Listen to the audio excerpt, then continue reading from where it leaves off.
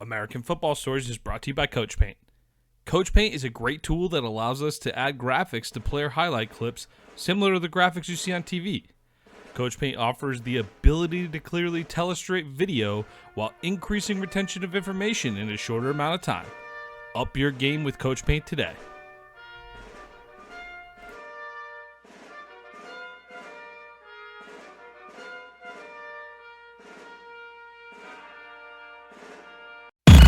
What time is it? Game time! It's gonna be special. They gonna talk about this forever. Welcome to American Football Stories. Puts his head down, crashes and spins, and dives. Touchdown! Bringing together the many perspectives that make up college football in the NFL. Football is one of the greatest sports ever invented. From players and coaches. Believe, baby, believe, baby. Hey, we playing to win right here, fellas. To the front office and scouts. The public is finally beginning to catch up, but they don't even know half the truth. Us against the world, let's get it. Your hosts, Robert Parker and Nick Knudsen, bring you American Football Stories.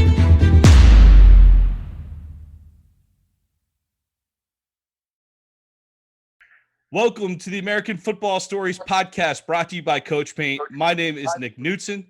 My co-host is Robert Parker. Today is February 16th, 2021, and we're joined by former Ball State running back, current NFL draft prospect, Caleb Huntley. Thanks for joining the American Football Stories podcast, Caleb. No problem. Thank you for having me on, you guys. Hey, and I definitely want to give a shout out to your agent, Darren Newsom of Muck Sports. Representation. He helped us connect for tonight's interview. So special thanks out there to Darren. But Caleb, before we really jump into, you land your first commercial deal. Are we going to see your name as Caleb Huntley or Duke Huntley? Because Duke's a pretty awesome name, man. And I've seen both for you. I think it's going to be Duke. Duke. I could see it. For the focus, so hey. Yeah, so then the announcers in the NFL game would be like, folks, they're not saying boo, they're saying Duke. We'll get a lot of that too. That's good. I like it. So we'll go with Duke for this interview. But just a little background on Huntley here. Huntley, I'm gonna read your scouting report out to the folks, get some familiarity going here. Okay. Huntley is a well-built running back, standing at 5'10", weighing around 230 pounds. He terrorized MAC defenses during his time in the Cardinals jersey, having an impact from day one as a freshman. Jordan Reed of the Draft Network says he makes it tough on tacklers to target and successfully tackle his frame, frequently bouncing off tacklers. He's a build-up speed runner that can create momentum when given straightaway planes. An anonymous AFC scout told Draft Diamonds, just put on the tape. Really, that's all you need to do to be sold on this kid. He's big, he's strong, and yet he's sneaky fast, very athletic, and a good teammate from what we are told. I love his game. I love MAC football, and Huntley is the epitome of MAC football. He's great to watch. He will lower his shoulder, spin out of nowhere, and break a long run. It has such a fun play style. How could you not enjoy this kid's play? And with that being said, Duke, what do you think your greatest strength is as a running back? I would say just being cool and having contact balance, just not being afraid to, give a defender that work if he asks for it.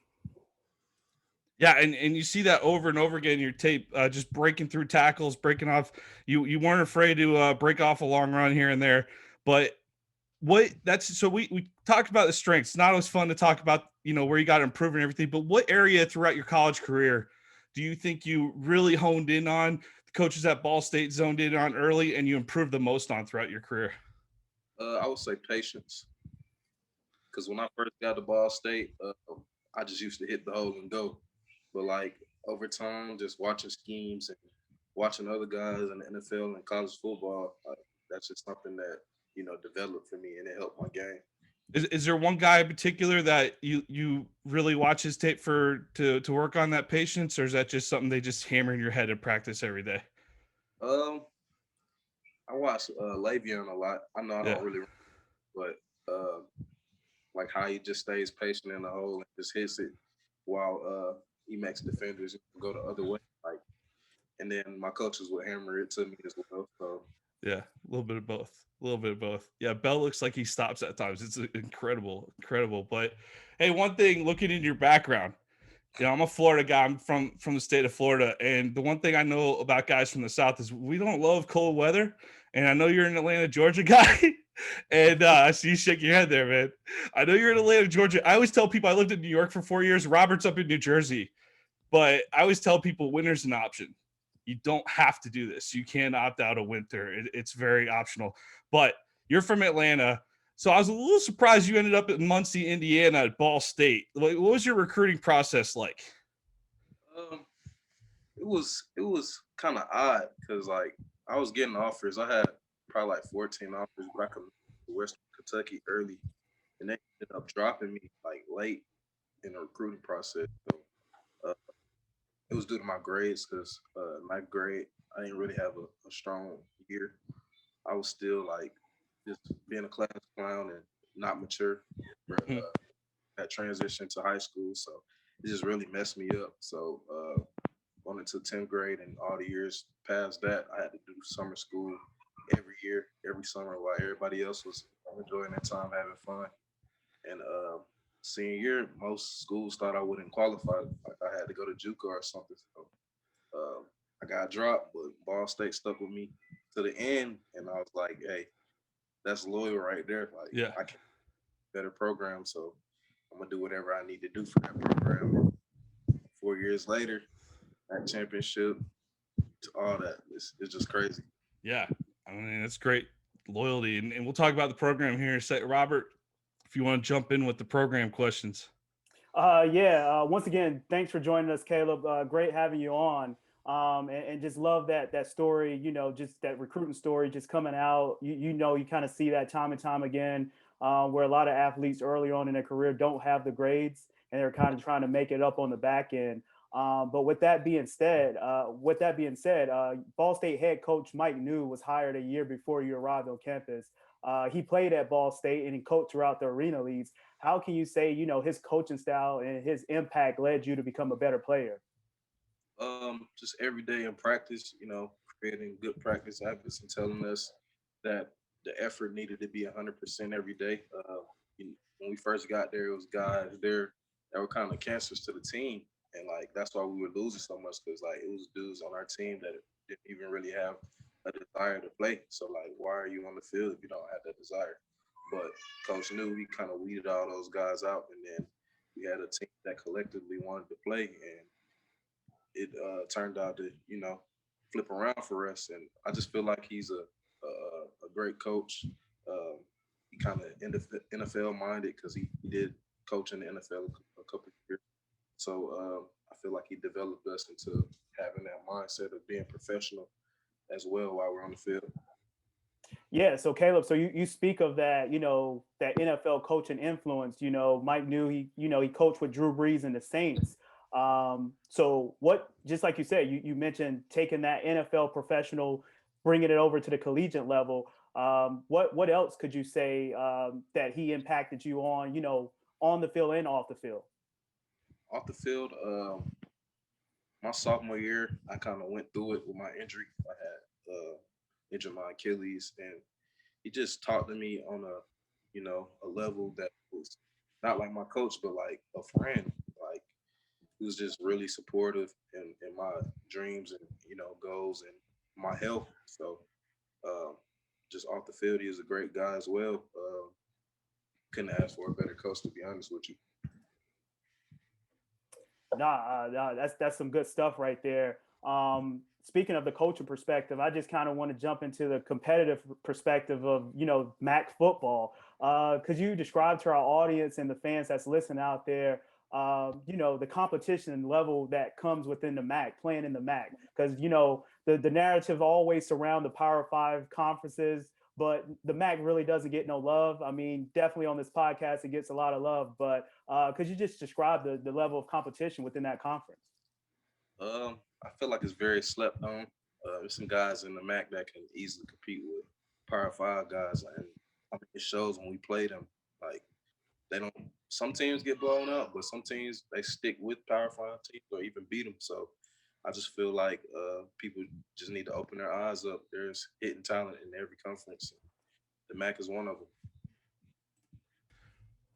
Hey, talk about some of the players you faced in the MAC there, Duke. You got, I mean, obviously we on the NFL level, you got Khalil Mack, you got Big Ben, Antonio Brown. I mean, the list goes on and on about how many great players come out of the MAC. And I'm originally from Ohio, so like I kind of like grew up watching a little bit of MAC football, paying extra attention. But when you get outside of that, Midwest footprint, I don't. You're right. They're totally slept on. Totally slept on. So a guy like you, I watch your tape. I hadn't watched a ton of Ball State. I didn't get to watch a ton of Ball State, down here in Florida. But I watch your tape. I'm like, damn, this guy is going to play at the next. It's very easy to see that you're going to have a successful career at the next level. But how did you? I know you got a couple opportunities, play on against some Power 5 teams and everything. But you got plenty of talent in there in the MAC. Who was toughest player you went up against? I know that's kind of a crappy question because I know it's a team sport, blah blah blah. But I mean, did you get any linebackers that hit extra hard, or like safeties that you dreaded playing against, or linemen? You talking about on my team or No, just individual player that you played against, that you competed against?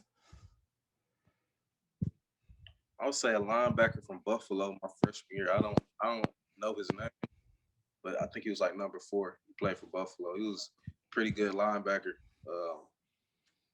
Everybody else, we got some decent people in the MAC, but I've never really been like, man, he hit me hard, because I've always like to try to deliver that blow before they deliver it to me. So Right. don't be nothing. That's a good answer. Way to shut that question down. Thank you. That's good. That's a good answer. All right. What was your favorite road trip as a player? This is from a straight fan perspective here. We always like to know like what venues are cool to check out. What was your favorite road trip to play at? I say when we played Indiana at the Colts Stadium. Oh yeah. Just a Pretty big. different environment with all them lights, and just that big old stadium. Like, it was my first time playing in an NFL stadium, so it was just like a once in a lifetime thing. Yeah, that was season opener a couple years ago, right? Yes, sir. Yeah. Outside of Ball State, if I'm a fan, one venue within the MAC I need to go visit outside of Ball State. Toledo. Glass Bowl. Yeah, they stadium is fire. Yeah. Okay. Yeah, definitely. To check that out. Definitely got to check that one out. Yeah, driven by. I haven't stopped by for a game, man. I gotta do that. All right. So let's break down your career at Ball State here, Duke. You got your freshman year, tough season for the team, 2-10 overall, but you were breakout star. 1,003 yards rushing, 4.8 yards per carry, 3 TDs on this season, but you got a lot of work your freshman year. Any guy coming in, true freshman at a college football level, to college football level, that's a huge jump. What was that year like for you? It was a really weird year. Like, coming in, I didn't think that I would, get that many carries. I mean, I had a good fall camp. I kind of showed the coaches that I was able to play on that level, and I was able to play physically on that level. Because, some freshmen coming in just aren't, built up for that yet with their bodies and stuff like that. But kind of showed them in fall camp that I was ready mentally and physically. So they gave me an opportunity to play early, and with the snaps I got, I took advantage of it. But our starter, James Gilbert, he went down with a thumb injury, I think. And then we had another running back named Malik Dunner that me and him used to split carries. But eventually they just started using me as the lead back, because I was physical, and people used to, dread playing Ball State when I was running the ball in there. So it kind of worked out for me. And looking back now and knowing what you know now with your mindset you've been through, you finished your college career, how extra impressive is that kind of yardage when there's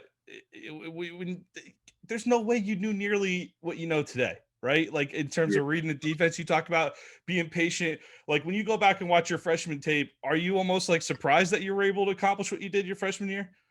Definitely, because I knew I was going to come to college and eventually, see some playing time, but I didn't know right off the bat that I was gonna come in and have a year like I did. Right. Honestly, I just say that's all God, but at the same time, my mindset has been the same since I was a little kid. So that's really the reason why I had success, and it surprises me, but at the same time, it doesn't because I know that I've been preparing myself for stuff like that. Right. Right. Well, Rob's going to run you through your sophomore and junior year. Yeah. So unfortunately, Duke, your sophomore year, you had the Achilles injury. What was your mindset after, that particular injury, suffering that injury? Because we see Achilles injuries and knee injuries, and we kind of think, oh Lord, they might be out for a while. But what was your rehab and what was your mindset after, that injury that you suffered? After that injury, I kind of went through a couple months of depression. Like I didn't even want to be at Ball State anymore. I didn't know if I was going to be the same in football, but I just stayed prayed up. I talked to my mom a lot because she's like my biggest supporter in life. Like anything I'm going through, I could talk to her and she'll make the day better or brighter. So she just kept me uplifted through that time. It was like, just because you're down right now don't mean you can't get back up to where you were and be even better. So I just took that and then just fueled that to my fire and just started working again, just working out, working harder, eating the right stuff. And then that off season, I turned into a different person mentally than I was before. So I feel like I needed that energy to change myself. And with that being said, Duke, we see a lot of athletes go down with particular injuries, whatever the case may be. Just coming back from that, do you think it's more of a physical mindset or more of a mental mindset that you just spoke of? Which one do you think, takes precedent over the one, or do you think they're both equally? I feel like definitely the mental, because if the mental is not right, then the physical is not going to be right. Well, with that being said, so clearly your mental and physical was right. So your junior year, you had a big year, over 1,200 rushing yards, 12 TDs, 7 games with runs of 30 plus yards or more. The offense kind of ran through your junior year. So what was your mindset and your physicality like that junior year? Just like, man, I didn't have a good sophomore year. I got to prove myself to these people. I know what I can do, but others might not know that. And I just knew that I wanted to do something special. I wanted to be able to, be at this level that I am now and provide for my family. So, everything that I went through and just transferring into my junior year, I just wanted a chance to be able to,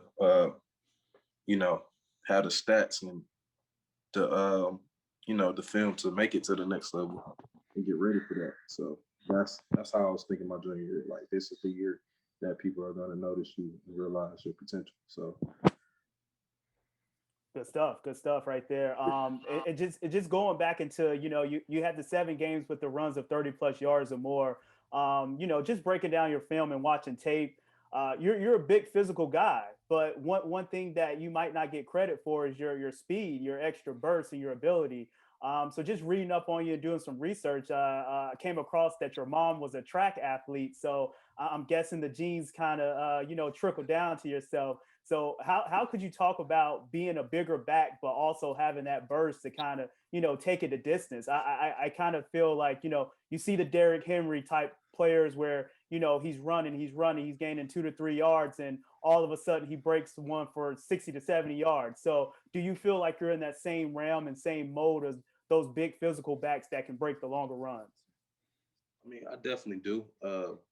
Obviously, I don't know what the defenders are like in the NFL, but like I feel like in our conference we got smaller, faster guys. So if I'm able to break past some of those guys, I feel like I could translate that to the next level. People don't really think that, but I'm trying to prove that too.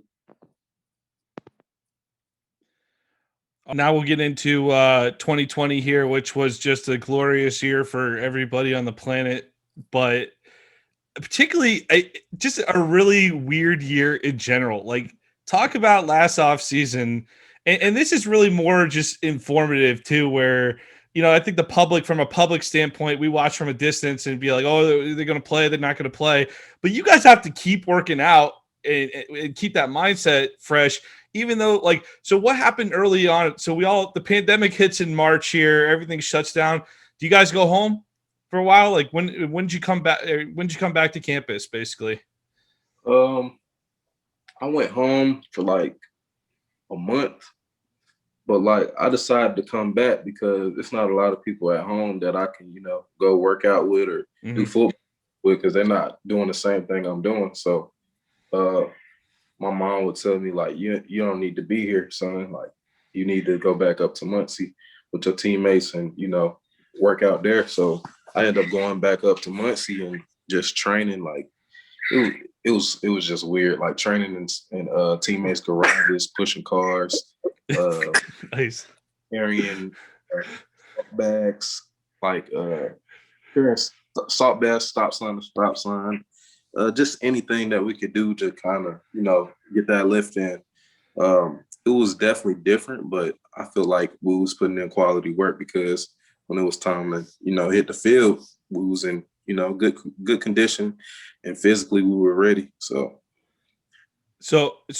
what was your reaction in August when the MAC becomes the first FBS conference to cancel football for 2020? Were you immediately like, why do we have to be the first?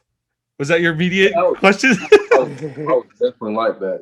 I was just like, man, they really canceled football. I've never went without football my whole life. No. Now they're doing it. Like, this is some historical stuff right here. Like, and then I had my son in July, so like, I was really looking forward to this season. Kind of having him to fuel me through the season and give me some extra juice out there. But once they canceled it, I kind of got in a weird state, like just not depressed, but like just, I don't know, like mentally I was drained, because I had put in all that work in preparation for the season. Then they tell us out of nowhere that we're not going to be playing. So I'm like, now what? I mean, I like going to school, but that's not really my joy. Like, I don't get joy out of going to class every day. So it was like, man, I feel like a regular student now. And it was just weird. Man, add more challenges to the checklist, becoming a new father. Congrats on that. Congrats. So yeah, definitely congrats on that. But yeah, man, that's a little extra bit of routine that you got in your day-to-day now too, on top of that going into the season. But so when the season was actually canceled, you said it's weird, you're going to class, being like a regular student. But I mean, at that point in your head, you're like, probably like, it's go time for the NFL draft, right? Are you starting to think like that? Or is it more like there was just so much unknowns? And I know there's like kind of some talk, because I mean, really, the MAC was very much a reflection of what happened with the Big Ten. The Big Ten decided to cancel, and then they watched everybody play for a couple weeks, and everybody's getting tested, and they're we got to do that. We got to play. And then they kind of came back, and you guys played a similar timetable with the Big Ten played, for those people that didn't follow that as close with the MAC, but it basically did what the Big Ten did. So in that period, that dead period between August and late September, when the MAC announces their reverse course, were you NFL draft focused at that point? It was in the back of my head, but I didn't. Yeah. It was like unknowns with that. Were you guys still working out as a team? You still getting together?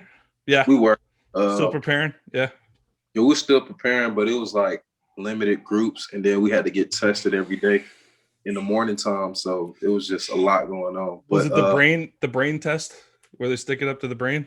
Yeah, but we had to do it ourselves though, so it was kind of better. Okay, because you do it yourself, it's kind of you can choose how far you want to go up there. Yeah, you only went to the eyebrow. Yeah, but the NFL was in the back of my mind, but it was just some unknowns. I didn't know where I stood. So my coach and my head coach told me that I should probably come back another year. And I was like, I don't know if I can do that. And I don't know if that's the right move for me, having a son. Like, it was already hard enough just being in college, trying to provide for my family. So I just really didn't know. I was just going to like wait it out and see how things would play out. before I made that decision, but it ended up coming back. So that kind of made it the decision for myself, myself. I mean, so I imagine you were pretty fired up when they reversed course in late September and decided to come back. Super fired up. Well, so I'm gonna jump in yeah. right now, Nick. So being super fired up, I'm pretty sure you was running with a lot of aggression. You played in 3 games, but you managed to rack up 437 yards on 80 carries and 6 touchdowns. So could you talk about that transition from the Mac getting called off and not having a season to it coming back, and just like you said, you had your son and you're just doing all these crazy different workouts just to try to stay in shape, and then all of a sudden we're saying, oh, let's hit the field and return and play again. Like what was your mental? You talked about your mental before that, but what was your mental process after that? It was just a lot better. Like it was kind of groggy before that, but as soon as we got that news, everybody was happy. My teammates was happy, but at the same time, we still had that fire going on inside of us because we got the rankings for that season and we were picked like, I think 4th or something, probably 4th. And then they was like, we beat the MAC champions last year and they still like sleeping on us. They still don't think we can accomplish what we know we can accomplish. So from the first game on, we just had that chip on our shoulder that we didn't really care what the score was. We just had to get the wins and put ourselves in position to win the MAC championship. And that's how it really went. Now with when the season came back, did you have any, players that was kind of hesitant about continuing to play, or did they opt out? Did you have any teammates that opted out, or kind of had that thought process? I know for you saying that you were juiced up for, but did you have any other teammates to say, hey, maybe I want to opt out and just wait to next year? How did that play out from a team dynamic standpoint? I don't think we really had anybody that really felt like that. Everybody really wanted to play and prove ourselves to the MAC conference and the rest of the world because we just been through so much. So like there was not even anyone on the team that wanted to opt out. We just wanted to work together as brothers and come together and put something special together. Good stuff. So Ball State steadily improved from 2-10 to 4-8 to 5-7 to MAC champions, just like you mentioned. Their first ever bowl win by your senior year. What was it like to be a part of that group, and what was your journey? You just like you said, you came in your freshman year. You kind of developed that patience as a running back, but then as your senior year hit, you kind of add some more stuff to your game. So could you just walk us through that standpoint? I feel like every year it was something that I picked up on that I hadn't learned the previous year just by going back and watching film, watching defenses, because I came in not knowing how to read a defense or not knowing really how to be patient. So going into my sophomore year, I kind of got better on reading defenses, picking up blitzes and stuff like that, but I still wasn't like all the way there. Then my junior year, it got even better. Everything, began to slow down for me. Start reading defenses, picking up blitz, and then transferring to this year.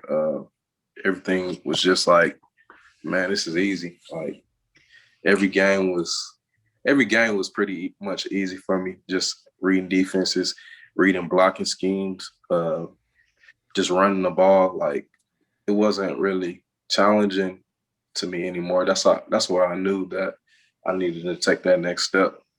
It slowed down. Game slowed down. Definitely. Yeah, you always hear that when guys get in the groove with that. Well, you got your season cut short by an injury, unfortunately. Here, how tough was it to be on the sideline for the MAC title game? And then, I mean, y'all beating undefeated San Jose State in the bowl game too. First bowl win in score history, man. Was that tough being on the sideline? I wasn't even there, to be honest with you. I wasn't at Wow. Jose State, and I wasn't at the MAC championship because I decided to go ahead and start the recovery process. Right. But it was definitely tough. was at home watching both of those games, and I mean, even though I wasn't there, I felt There in like spirit. Yeah. I was there in spirit. Yeah. Like I almost cried. Like I'm the type of person that don't even cry, but like just seeing my teammates on TV winning that thing, and it was just heartfelt. Like I can't describe it, but it was like one of the best feelings that I ever felt before. That's all, and that goes That's a long awesome. way. You're crying at the TV. You have guys year one that don't even want to be there. So, but you see why programs, cultures can turn around and talk about culture. That thing that's tough to define. But I mean, there's a good example right there. All right, so let's jump in. NFL draft prep. You get an invite to the East West Shrine Bowl. We worked with Dan Shanka last year at the game at the East West Shrine Bowl, and he does an awesome job. One of the guys they picked out last year was a fellow by the name of James Robinson, who was the most dominant rookie running back in the league last year. So a lot of good products to come out of this game. A lot of guys get on NFL rosters and really ball out in the league that play in this game. So what did it mean for you to be recognized with an East West Shrine Bowl selection? It meant a lot to me. I didn't even know it was going to be coming, to be honest with you. I thought maybe I'll just get the Hula Bowl or CGS, because I had those two. But East West Shrine, I had heard about it from years prior, and I knew that it was one of the best senior bowls out there. Mm-hmm. So like once I got that, I was just excited, and it was just like another accomplishment of mine that I was grateful to have. Well, the game ended up being canceled, unfortunately, with COVID, but there was a virtual experience throughout the week.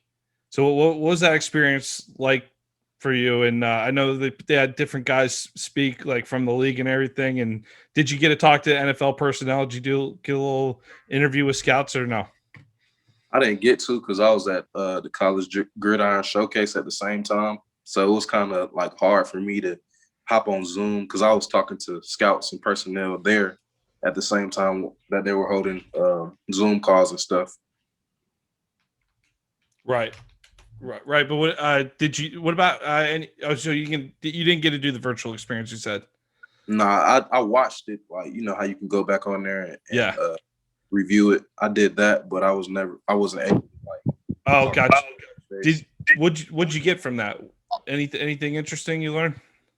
I just like the special teams part that they talked about, just being viable on all levels. Like you can't just come in as a rookie and think you're just gonna play from day one, because this guys that's already been there and know the ropes and stuff like that. So you just gotta, wherever you start, that's where you gotta put your best foot forward and go all out and do anything that you can for the team. And I like that aspect of it. They hit on more aspects. Like financial stuff as well that I liked. Some people get to the league and want to buy that fancy car or whatever, but I mean sometimes you got to be cool with the Prius or whatever you got, and just chill for a little bit until you get to where you need to be to get a better car or a better house. Just it's about saving money as well, so I like that aspect. There's a lot of young guys my age don't even know how to save. So you talked about not able to log into the virtual experience with the East West Shrine game, Duke. But could you just talk about the Gridiron Showcase and what was your experience out there like? It was a pretty good experience because that was like my first time really interacting with NFL personnel and scouts. All my interviews went really well. They told me what I did well and what I needed to work on. And just hearing that from somebody that's actually, a part of the NFL team, it meant a lot, because I was just hearing like things from, people that haven't been there. They see these guys every day. They know what the GMs want to see. They know what the coaches want to see. So just hearing that part of my game where I needed work, it helped me a lot. It helped me a lot preparing for the NFL draft, working on the small things. So in your road to the NFL draft, could you talk about just your, preparation, your day-to-day preparation as far as, the meals that you eat, your workout regimen and everything like that? Well, I'm training at Bomeritos. It's in Florida, in Davie. I Good spot to came, be right now. yes, sir, definitely. uh, I came in at 2, and Pete was like, "Man, we gotta get this gut off of you." Like with a little belly, I was like, "Man, I had this gut my whole life. I don't know if you're gonna be able to, get it off of me." So he was like, "Just do 2 things: eat fish and vegetables." I started doing that every day, and I lost a whole bunch of weight. And now I got a little pack going on. So All right. Pete knows what he's doing. He's the guy to be with.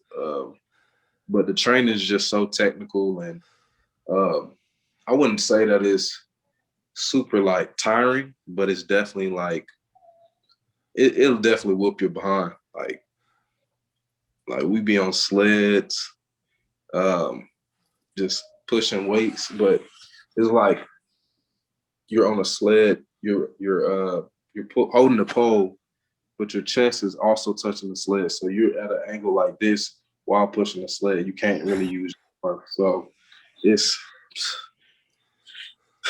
it's tiring. Like then we have pool workouts. You think you finna do some relaxation? Oh no, no. All workout with Pete, but I mean, he's the guy that he knows all the stuff. He's getting us right, and we can see improvements every week, every day. So Mamaritos is definitely the place to be at.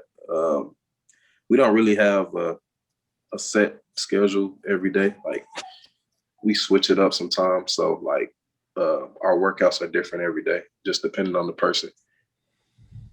And with that being said, Duke, we're still in the middle of a pandemic. How is COVID still getting in the way as far as your road to the NFL draft or your workout regimen each and every day? Is it more impactful now than it was earlier in, last year with with the team being on the team and everything?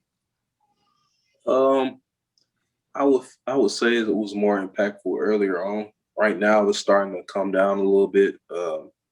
We're able to do a little bit more than we were when I first started going through COVID.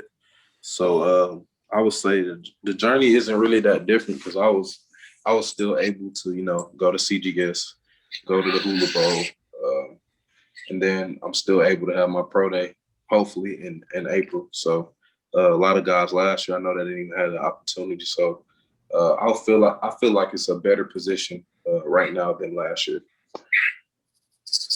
All right, let's look ahead into the NFL here. More and more, we're seeing NFL teams employ a deep stable of running backs and going toward that running back by committee approach. Derrick Henry, we brought him up earlier, is one of the few backs that comes to mind. We talk about old school RB1s that are carrying the ball 20, 25 times a game. But you played a little bit earlier in your career with the running back by committee situation where, I mean, you guys were like 3 deep at one point. I saw a little YouTube series. You guys had kudos to the Ball State drum line on a redo on the Last Chance U. Yeah.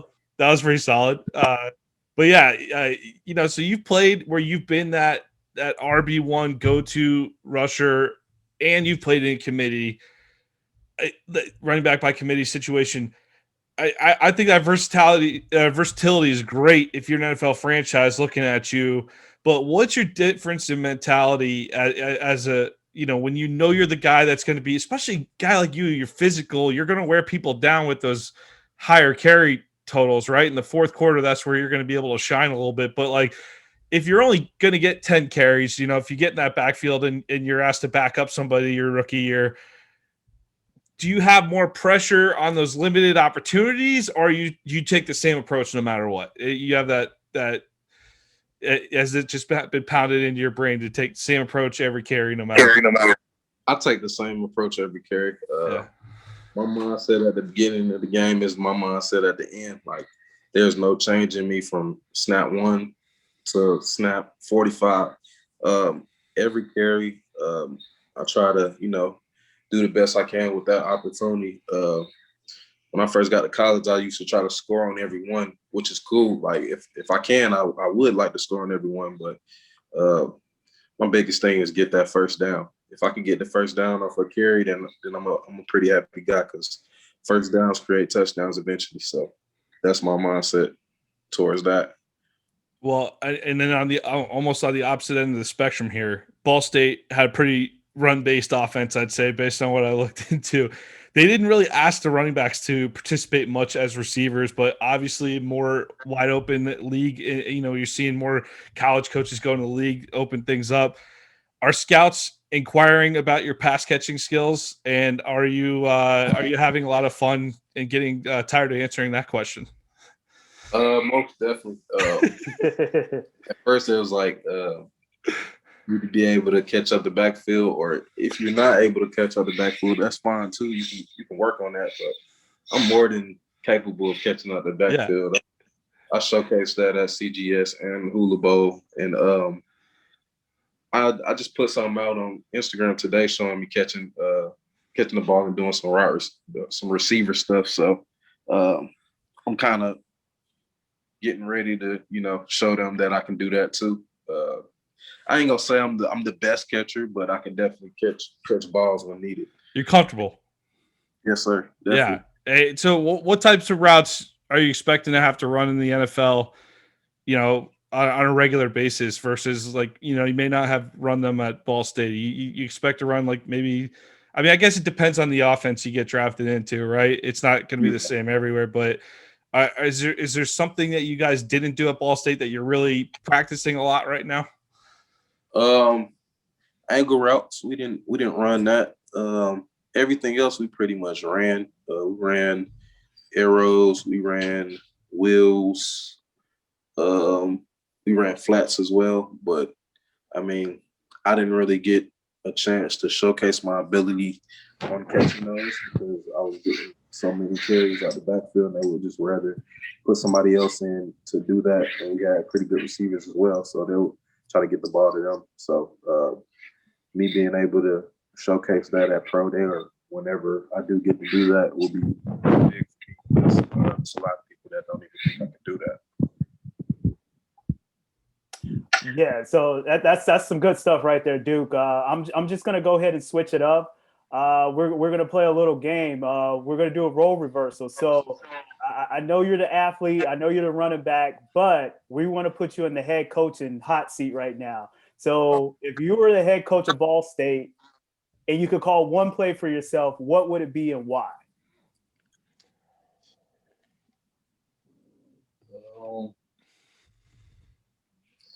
I would say counter to the right. Counter right? Yeah. Why we're going to run a counter right? Because we got good blockers for the right side. We got a veteran in Curtis Blackwell and a veteran fullback in Cody Rudy, and they get the job done every time. So as long as they just create a little seam, then I got a chance to at least get a first down or a big play. So that's what I would call.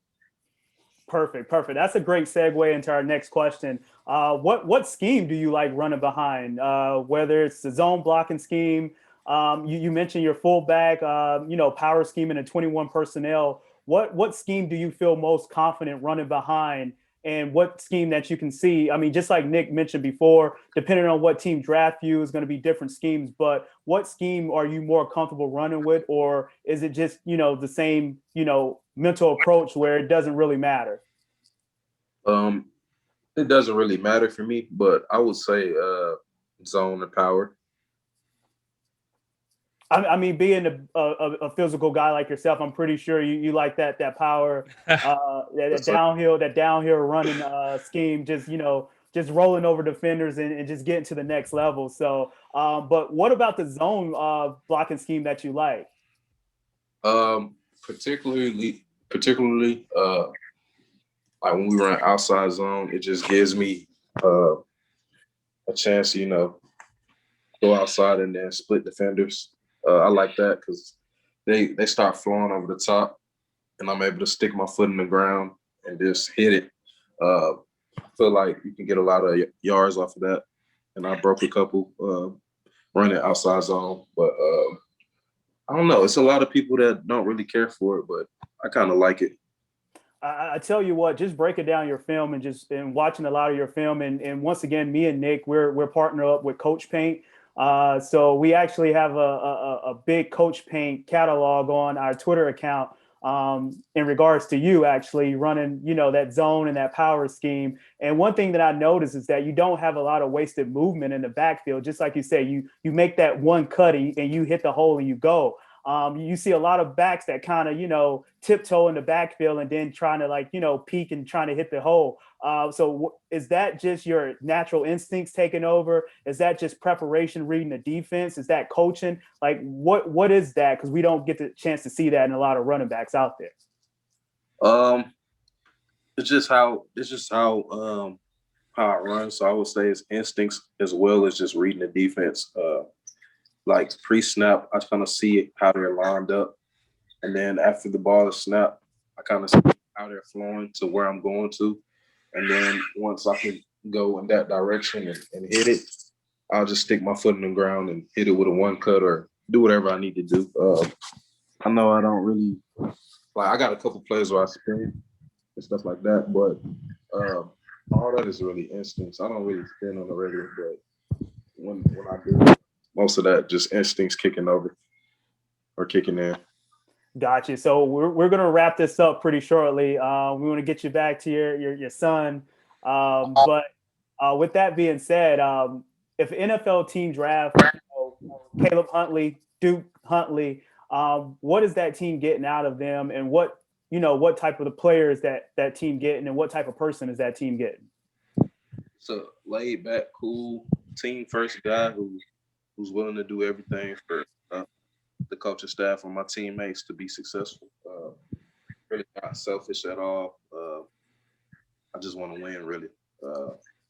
And then the way I go about practice is the same way I go about being in the game. So I feel like just being on somebody's team, I'll make my teammates better. Coming to practice every day and working hard and practicing hard. That's good stuff, man. But before we get you out of here, we want to put you back into that, coaching seat, that hot seat right there. But more so as a player, coach, if you had one advice that you want to give to young running backs that's coming up through the ranks, whether, in the high school realm or the collegiate realm, what would that one piece of advice that you would give from a running back perspective? Work on pass protection, work on reading defenses and picking up blitzes. Because high school, they don't really teach you that. Some schools do, but majority of high schools don't teach you how to pass, block, or read defense. I feel like they should start doing that just to prepare these guys coming up. Hey, phenomenal job here, Caleb. We appreciate you joining us, man. Special shout out to your agent, Darren Knudsen of Muck Sports Representation for setting it up tonight. Hey, man, Duke, we wish you the best of luck. You got two new fans tonight, and whoever this goes out to, man, I think you looked great on this interview here. So really appreciate you joining us tonight. No problem. Thank you for having me on again, you guys. American Football Stories is brought to you by Coach Paint. Coach Paint is a great tool that allows us to add graphics to player highlight clips similar to the graphics you see on TV. Coach Paint offers the ability to clearly tell a straight video while increasing retention of information in a shorter amount of time. Up your game with Coach Paint today.